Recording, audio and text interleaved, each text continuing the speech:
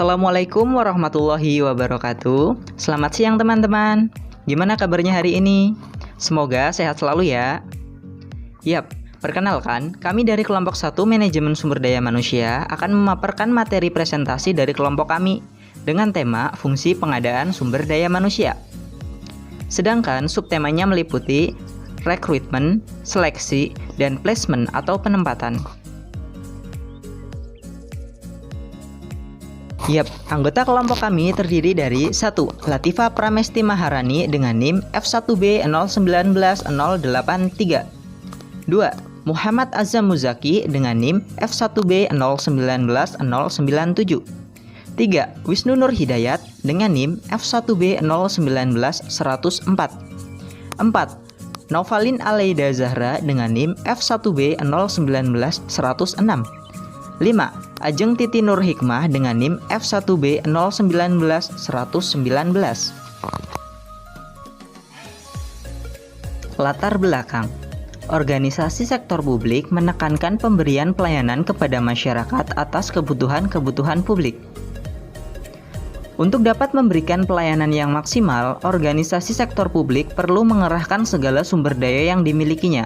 Salah satunya yaitu sumber daya manusia atau SDM. Sumber daya manusia yang kemudian dapat disebut sebagai aparatur sipil negara atau ASN sudah semestinya dikelola dengan baik oleh organisasi, mulai dari aktivitas rekrutmen sampai dengan pemberhentian kerja pegawai. Semua itu demi tercapainya tujuan organisasi yang sudah ditentukan bersama-sama. Kalian tahu nggak sih apa itu rekrutmen, apa itu seleksi, dan apa itu placement? Penasaran kan? Kalau begitu, mari kita simak pembahasannya. Pembahasan materi pertama adalah mengenai rekrutmen. Banyak ahli yang berpendapat mengenai definisi dari rekrutmen itu sendiri. Beberapa contoh di antaranya adalah, menurut pendapat Andrew, rekrutmen merupakan tindakan atau proses dari suatu organisasi untuk mendapatkan tambahan pegawai untuk tujuan operasional. Sedangkan menurut pendapat Robert, rekrutmen merupakan suatu proses pengumpulan sejumlah pelamar yang berkualitas bagus untuk pekerjaan tertentu di suatu organisasi atau perusahaan. Sedangkan menurut Dale Yoder, rekrutmen pegawai mencangkup identifikasi dan sumber-sumbernya, tahapan dalam proses keseluruhan menjadi organisasi, kemudian dilanjutkan dengan mendaftar kemampuan penarikan, seleksi, penempatan, dan orientasi. Berdasarkan pendapat beberapa ahli tersebut, maka dapat disimpulkan bahwa rekrutmen merupakan proses dalam sebuah organisasi untuk mendapatkan tambahan pegawai yang berkualitas guna mendukung pencapaian tujuan organisasi yang dilakukan melalui beberapa tahapan, yaitu identifikasi dan sumber-sumbernya, penarikan tenaga kerja, menentukan kebutuhan tenaga kerja, proses seleksi, penempatan, dan orientasi tenaga kerja. Proses rekrutmen itu sendiri terdiri dari beberapa tahapan. Tahapan-tahapan tersebut diantaranya adalah 1. Mengidentifikasi jabatan dan jumlah tenaga kerja yang dibutuhkan. 2. Mencari informasi jabatan melalui analisa jabatan. 3. Menentukan kandidat yang tepat. 4. Memilih metode rekrutmen yang tepat.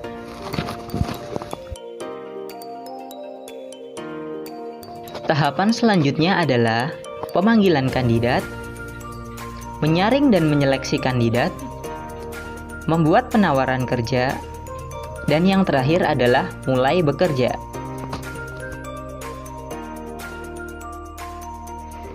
Materi pembahasan selanjutnya adalah mengenai seleksi.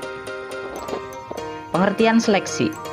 Seleksi merupakan proses pemilihan terhadap kandidat-kandidat yang dianggap memenuhi suatu kriteria atau kualifikasi tertentu yang telah ditetapkan oleh organisasi.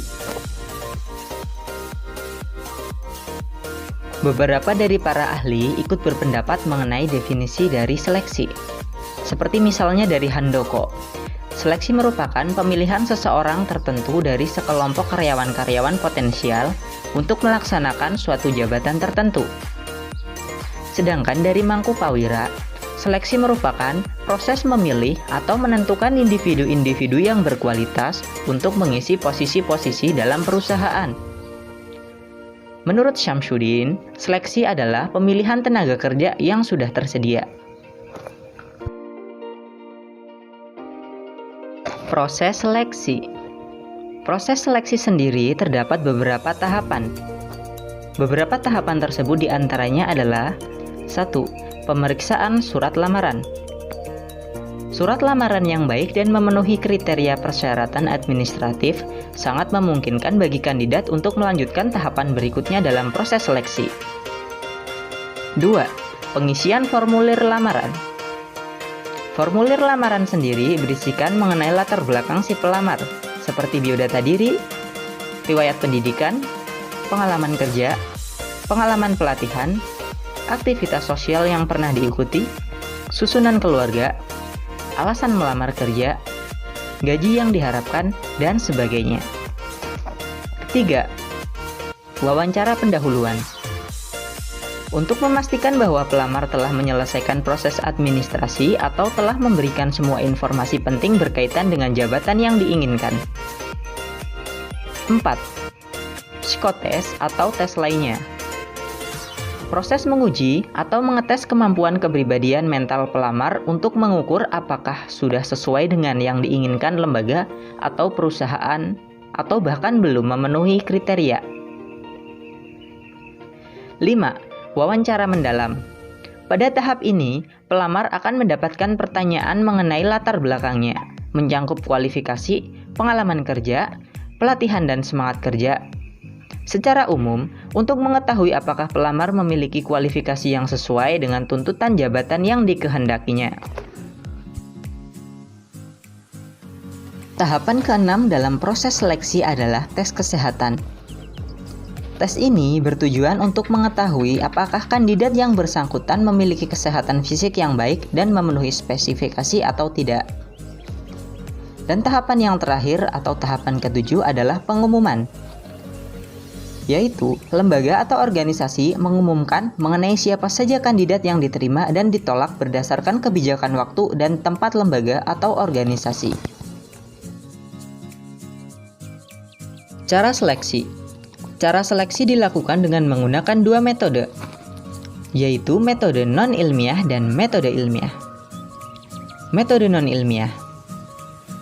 Seleksi yang dilaksanakan tidak berdasarkan kriteria, standar, atau spesifikasi kebutuhan nyata pekerjaan, melainkan didasarkan pada pengalaman. Unsur-unsur metode non-ilmiah antara lain surat lamaran, ijazah terakhir dan transkrip nilai, surat keterangan pekerjaan dan pengalaman kerja, referensi atau rekomendasi dari pihak yang dapat dipercaya, walk interview, penampilan dan keadaan fisik, dan tulisan pelamar. Sedangkan metode ilmiah, yaitu pengembangan seleksi non-ilmiah dengan mengadakan analisis cermat tentang unsur-unsur yang akan diseleksi supaya diperoleh karyawan yang kompeten dengan penempatan yang tepat.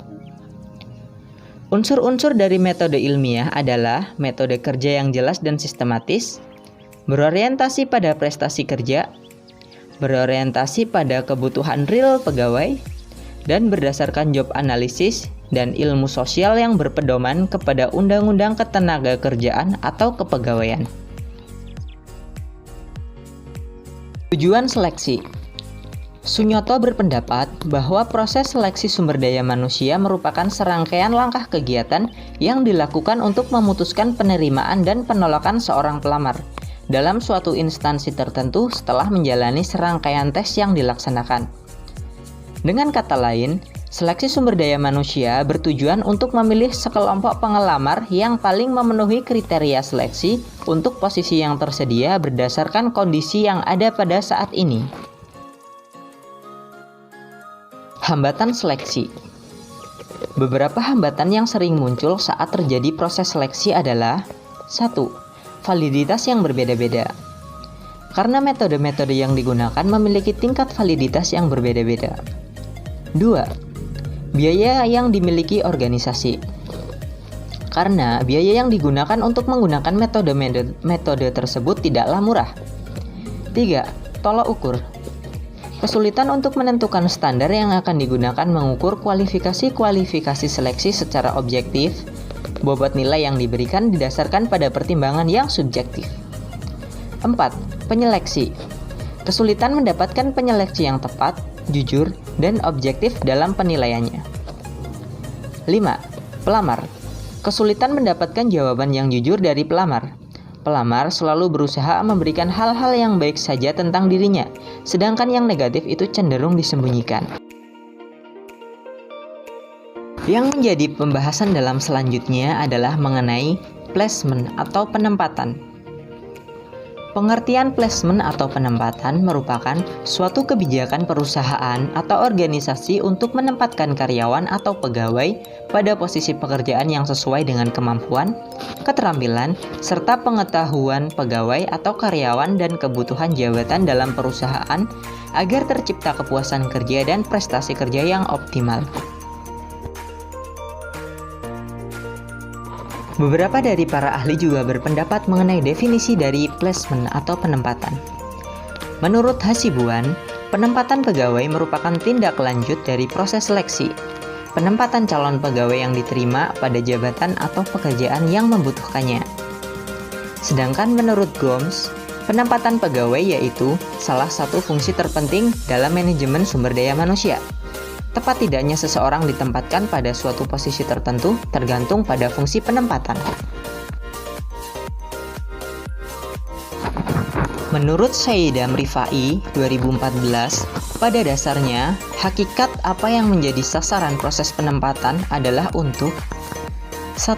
Mengisi lowongan pekerjaan yang tersedia dalam organisasi. 2. Agar tidak terjadi ketidakjelasan posisi dan tugas yang dikerjakan. 3. Menempatkan orang yang tepat pada posisi dan tempat yang tepat. 4. Agar perusahaan dapat mendayagunakan secara efisien sumber daya manusia yang telah direkrut dalam organisasi. Definisi sistem merit atau merit system. Court mendefinisikan merit system yaitu the appointment of the best person for any given job, yang artinya penunjukan orang terbaik untuk pekerjaan apapun. Menurut UU Nomor 5 Tahun 2014 dijelaskan bahwa sistem merit adalah kebijakan dan manajemen aparatur sipil negara yang berdasarkan pada kualifikasi, kompetensi, dan kinerja secara adil dan wajar, dengan tanpa membedakan latar belakang politik, ras, warna kulit, agama, asal-usul, jenis kelamin, status pernikahan, umur, atau kondisi kecacatan. Proses rekrutmen dan seleksi Bintara Polri. Dari hasil studi kasus yang dilakukan oleh peneliti, dikatakan bahwa belum terdapat peraturan yang mengatur dengan tegas tentang penerapan merit system pada proses rekrutmen dan seleksi Bintara Polri. Bahkan pada manajemen sumber daya manusia Polri secara umum. Ketentuan dan mekanisme proses rekrutmen dan seleksi Bintara Polri tahun 2018 yang ditentukan oleh Panitia Pusat telah menggariskan berbagai upaya untuk mengarah kepada penerapan merit system dalam proses rekrutmen dan seleksi Bintara Polri. Di antaranya adalah penerapan prinsip betah, pengawasan yang berlapis serta penggunaan sistem teknologi dalam mekanisme seleksi. Akan tetapi masih terdapat potensi kecurangan dalam mekanisme tersebut, sehingga berpotensi pula merit system tidak terimplementasi dengan baik pada proses rekrutmen dan seleksi Bintara Polri yang diselenggarakan oleh seluruh panitia daerah pada tahun 2018. Selain itu juga terdapat tindakan afirmasi dalam penentuan kelulusan akhir yang tidak mengikuti sistem peringkat, yaitu kriteria kelulusan peserta seleksi ex Akpol. Proses rekrutmen. Proses rekrutmen Bintara Polri merupakan rekrutmen awal sehingga pelamar bersumber dari eksternal. Sebagai sasarannya adalah seluruh warga negara Indonesia yang memenuhi persyaratan yang telah ditentukan. Seperti salah satu kalimat iklan yang digunakan adalah Polri memberi kesempatan kepada putra dan putri warga negara Indonesia untuk menjadi bintara Polri. Untuk mendapatkan calon peserta yang berkualitas, maka panitia daerah diharuskan untuk mendatangi sekolah-sekolah unggulan yang ada di wilayahnya, serta mendatangi sekolah-sekolah, desa-desa di pulau-pulau kecil terluar berpenghuni, daerah terpencil, dan daerah perbatasan dengan negara tetangga. Upaya tersebut dilakukan sebagai bukti bahwa Polri membuka kesempatan ini seluas-luasnya untuk seluruh masyarakat yang memenuhi syarat guna mendapatkan calon peserta potensial tanpa diskriminasi.